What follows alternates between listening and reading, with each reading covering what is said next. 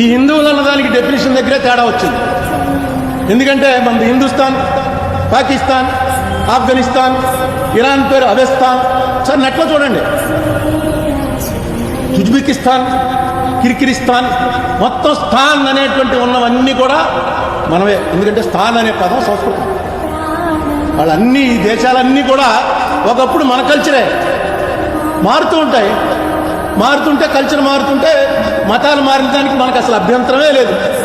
మన మతంలో భగవద్గీతలో కృష్ణుడు స్వయంగా చెప్పాడు, యో యో యామ్యాం తనం భక్త శ్రద్ధయాచ్యుతమిచ్చతి తస్య తస్యాచలాం శ్రద్ధాం తామేవ వితతామ్యహం.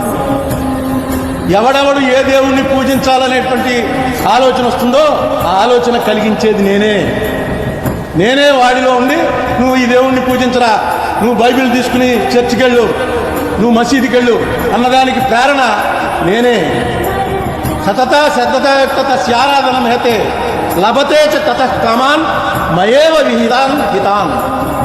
ఆ విధంగా ఎవడైతే శ్రద్ధగా ఆ దేవుణ్ణి, అంటే నేనే ప్రేరేపించినటువంటి దేవుణ్ణి పూజిస్తాడో అతనికి కావలసినటువంటి కామ్యార్థ సిద్ధి అంతా కూడా ఆ దేవుడి ద్వారా నేనే ఇస్తాను. ఇది మన భగవద్గీత. నువ్వు ఎవరిని పూజించావన్నది అసలు ఇర్రెలవెంట్ మనకి. అహం బ్రహ్మస్మి, నేనే దేవుణ్ణి అన్నదే శంకరాచార్య చెప్పింది. నువ్వే దేవుడివి, దేవుడికి నీకు తేడా లేదు.